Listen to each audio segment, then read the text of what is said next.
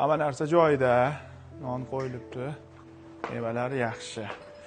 O'zi 11 ham bo'lib qoldi shekilli. Onasi?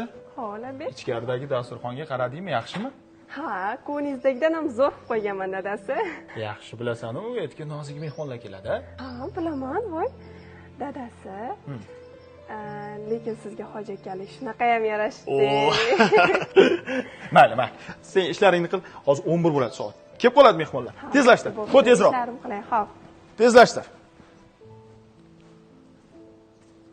Hoji aka. Assalomu alaykum. Yo, alaykum assalom. Mumkinmi? Ha, keling. Keling, sho'g'ir. Mumkinmi? Alaykum assalom. Albatta aka, keling. Assalomu alaykum. Yaxshimisiz? Zo'rmisiz? Umringiz qabul bo'lsin. Rahmat aka. Qani, kelingchi. Keling, sho'g'ir aka, keling. O'tiring. Qani hoji aka? Qani. Ilohim, qilgan ibodatlarimizni Alloh dargohida qabul qilsin. Sizga ham biz borgan joylarga o'zi chaqirsin. Alloh. Xush kelibsiz aka. Rahmat. Qani, mana bu Zamzam suvda ko'raylikchi aka. Qani, Zamzam suvda olchi. Rahmat. Qani.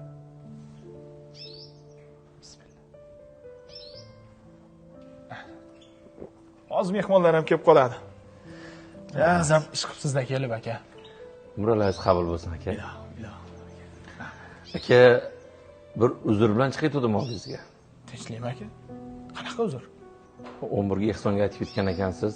Shunga kela olmayman deb mehmonlar kelmasidan oldin aytib qo'yay deb keldim.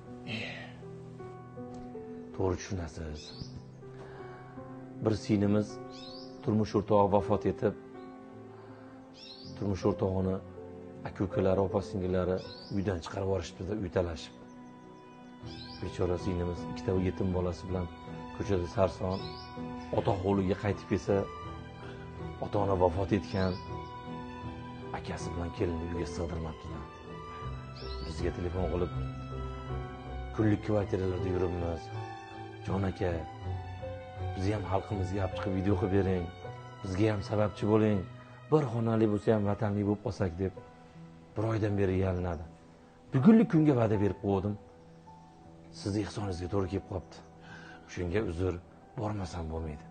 Hozirgi kunda shunaqalar ham ko'payib ketdi, Shavkat aka. Ha, aytmang. Qani hoji aka, bitta duo qiling. Shu sinimiz ikkita yetim bolasi bilan ko'chada sarson yurmasin. Uyli bo'lib qolsin hoji aka. Kecha umridan kelgansiz, duoingiz ijobat. Inshaalloh. Uni ustiga o'zingizni singlingiz, ikkita yetim bola ham o'zingiz jiyaningiz bo'ladi. Bir singlingizdan jiyaningizni vaqt qo'ying. Dadasi, do'pingizni kiyib oling, esingizdan chiqibdi. Hoji akaligingiz bilinib tursin.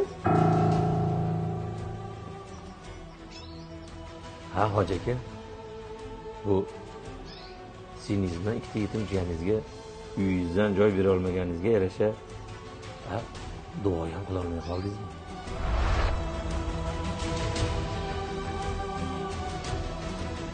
Aslida eng katta savob silai rahmda emasmi? Allohu akbar. Sog' bo'ling hoji aka.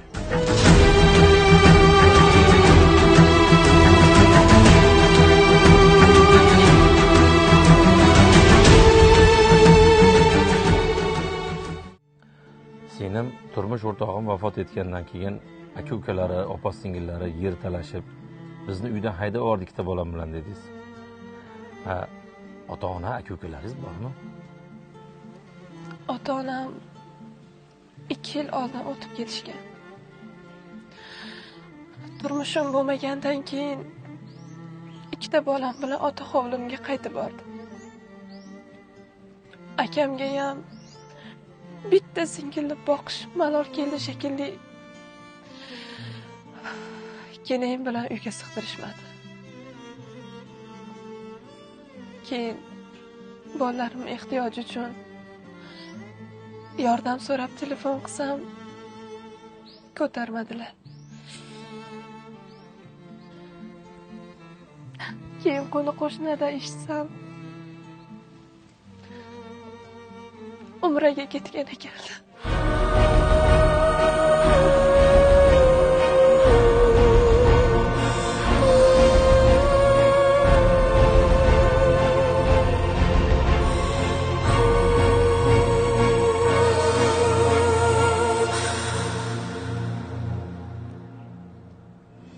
Aziz vatandoshlar, biz sizga bir oynamiz. Ushbu videoni qilishimizdan maqsad, biz sizni umra safariga borishingizga qarshi emasmiz. Imkoniyatingiz bo'lsa, bir yilda 10 marta boring. Alloh muborak qilsin. Lekin aka-uka, opa-singil, silai rahimlar qiynalib turganda, ularga qarashmasdan, yordamlashmasdan umra safariga borishlik qanchalik to'g'ri ekan? Azizlar, xulosa o'zingizdan. Ushbu videoning kommentariyasida o'z fikringizni yozib qoldiring. Bu biz uchun juda muhim.